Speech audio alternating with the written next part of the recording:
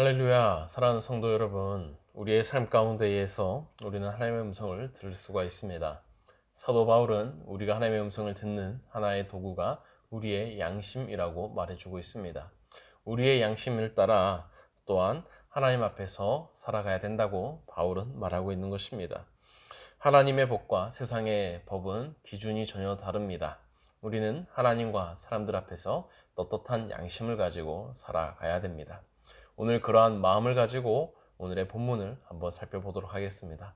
오늘 우리가 살펴볼 하나님의 말씀은 출애굽기 21장 28절에서 36절의 말씀입니다. 구약성경 114면에 있습니다. 제가 읽겠습니다.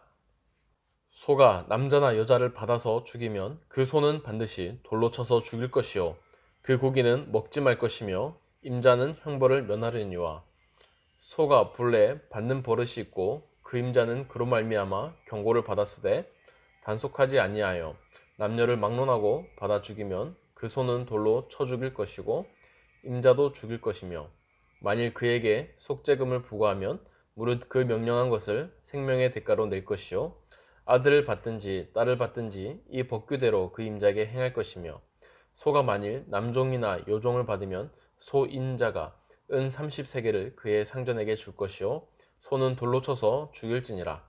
사람이 구덩이를 열어두거나 구덩이를 파고 덮지 아니하므로 소나 나귀가 거기에 빠지면 그 구덩이 주인이 잘 보상하여 짐승의 임자에게 돈을 줄 것이요 죽은 것은 그가 차지할 것이니라.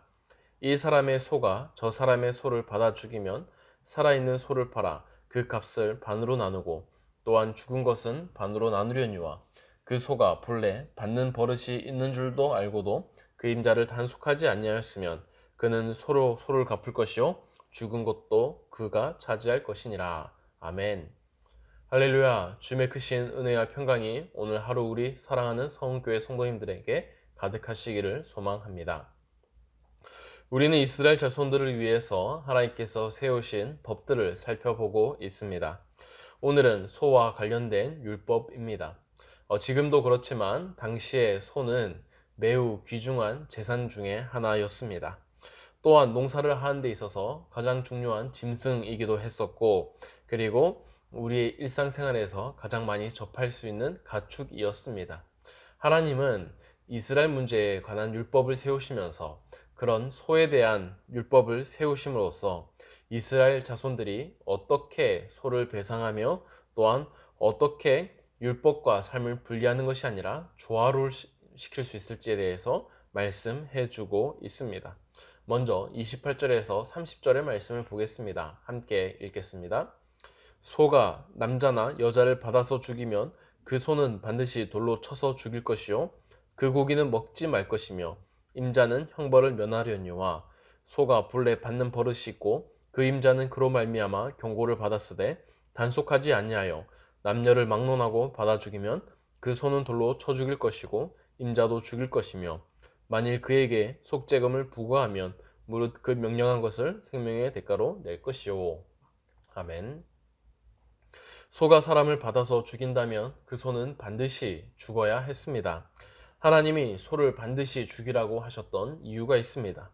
이런 소는 앞으로 가까운 미래에 다른 사람을 또 받아 죽일 가능성이 있기 때문입니다. 하지만 더 중요한 것은요, 하나님은 그 고기도 먹지 말고 돌로 쳐서 죽이라고 말했습니다. 하나님은 그 소를 죽임으로써 이 소를 통하여 아무도 이익을 얻지 못하도록 하셨던 것입니다. 이는 사람의 생명을 소중하게 여기신 하나님의 성품이 드러나 있습니다. 사람들이 모여서 서로 돌로 쳐 죽인다면 수많은 돌들이 필요하고 수많은 사람들이 동원되어야 했을 것입니다. 온 마을 사람들이 소를 죽이면서 생명을 사랑하시는 그런 하나님의 마음, 그리고 하나님의 무서운 심판을 깨달을 수가 있었을 것입니다. 그런데 만일 그 소가 원래 사람을 공격하는 습관이 있었고 주인이 제대로 단속하지 못해서 벌어진 일이라면 상황이 달라집니다. 하나님은 소뿐만 아니라 그 소의 주인도 죽이라고 말하고 있습니다. 우리가 생각할 때에 소의 행동이 다르고 또한 주인이 조장한 것도 아닌데 주인의 입장에서는 억울하다고 생각할 수 있습니다. 하지만 하나님은 그러한 소를 단속하지 못한 죄가 결코 가볍지 않다라고 말씀하고 있습니다. 이는 구덩이에 빠져 죽은 짐승에게도 마찬가지였습니다. 33절에서 36절의 말씀을 제가 읽겠습니다. 사람이 구덩이를 열어두거나 구덩이를 파고 덮지 아니하므로 소나 나귀가 거기에 빠지면 그 구덩이 주인이 잘 보상하여 짐승의 임자에게 돈을 줄 것이요 죽은 것은 그가 차지할 것이니라. 이 사람의 소가 저 사람의 소를 받아 죽이면 살아있는 소를 팔아 그 값을 반으로 나누고 또한 죽은 것도 반으로 나누려니와 그 소가 본래 받는 버릇이 있는 줄을 알고도 그 임자가 단속하지 아니하였으면 그는 소를 소로 갚을 것이요 죽은 것은 그가 차지할지니라. 아멘. 사람이 구덩이를 파고 나서 자신의 부주의로 인해 소와 나귀가 빠진 경우에 대해서 성경은 말해주고 있습니다. 하나님은 이 책임을 구덩이를 판 사람에게 있다라고 말합니다. 그는 죽은 소와 나귀를 돈으로 사야 했습니다. 그리고 죽은 짐승의 주인은 적절한 보상을 받을 수 있도록 하셨습니다. 또한 소가 다른 소를 죽이면 그 소를 팔아서 두 사람 모두 똑같이 나누어 가지라고 하셨습니다. 그런데 만일 소가 본래 받는 버릇이 있었다면 하나님은 그 소를 단속하지 못한 죄가 있음을 지적하시고 죽은 소와 살아있는 소를 바꾸도록 하셨습니다. 사랑하는 성도 여러분, 오늘의 말씀을 살펴보실 때에 어떠한 마음이 듭니까? 오늘 본문은 다양한 상황이 있습니다. 하지만 하나님은 말씀을 통해서 두 가지 정도를 우리에게 깨우치고 계십니다. 첫 번째는 하나님은 사람의 생명을 소중히 여기신다는 것입니다.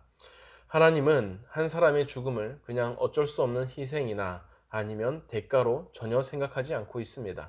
사람을 죽인 소에 대해서 하나님은 그 책임을 그 소의 주인에게 철저히 요구하고 있는 것을 볼 수가 있습니다. 그래서 사람은 자신의 죽음으로 대신하거나 아니면 그에 해당하는 속전을 대가를 내고서 살아갈 수가 있었다라고 성경은 말해줍니다. 이어서 두 번째는 하나님은 사람의 행동이나 책임을 중요하게 여기신다는 겁니다. 소를 가진 사람이나 구덩이를 판 사람에게 하나님은 그 책임의 대가를 묻고 계십니다. 자신의 행동으로 인해서 다른 사람에게 피해가 갔다면 하나님은 그것에 대한 책임과 대가가 필요하다고 말씀하고 있는 것입니다. 우리가 세상을 살아가면서 우리는 다양한 행동이나 아니면 법적인 기준이나 사회적인 통념상으로 우리는 그것을 정당화합니다. 하지만 하나님의 행동은, 하나님의 기준은 우리의 그런 기준을 뛰어넘고 있다는 것입니다. 작은 행동으로 인해서 내 삶의 작은 행위가 어떠한 결과를 일으킬지를 하나님은 우리에게 책임을 지는 자세를 요구하고 있습니다. 사랑하는 성도 여러분, 하나님은 생명을 소중히 여기십니다. 또한 우리의 모든 행동이 하나님 앞에 완전하기를 바라고 계십니다. 이러한 삶을 살기 위해서 우리는 예민한 양심을 가져야 합니다. 하나님은 우리의 양심이 무뎌지지 않기를 원하십니다. 항상 하나님 앞에서 깨어있는 마음을 가지고 또한 우리의 양심을 바르게 함으로써 우리가 하나님의 기준에 맞춰서 세상을 살아갈 수 있는 그러한 삶을 살아가기를 진심으로 소망합니다. 그러한 마음으로 오늘 세 가지를 위해서 기도했으면 좋겠습니다. 첫 번째는 삶의 기준이 하나님의 말씀이 될 수 있도록 기도해 주시고, 두 번째로 혼탁한 세상에서 깨어있는 예민한 양심을 가질 수 있도록 기도하시고, 마지막으로 교회 건축이 하나님의 손길 가운데 함께 하도록 기도했으면 좋겠습니다. 이 시간 함께 기도합니다. 사랑이 많으신 하나님 아버지, 오늘 우리의 삶에 은혜를 주심을 감사합니다. 하나님, 우리가 하나님의 은혜로 세상을 살아갑니다. 새로운 생명을 얻었습니다. 하나님, 우리가 삶의 모든 행동과 기준들이 새로운 생명과 부합할 수 있도록 도와주시옵소서. 우리에게 말씀을 들려주시고 우리에게 깨끗한 양심을 주셔서 세상에 때묻지 않은 마음으로 세상에서 하나님의 마음을 실천하며 살아가게 하여 주시옵소서. 하나님, 오늘의 삶도 함께 하실 걸 믿사오며 예수님의 이름으로 기도드립니다. 아멘.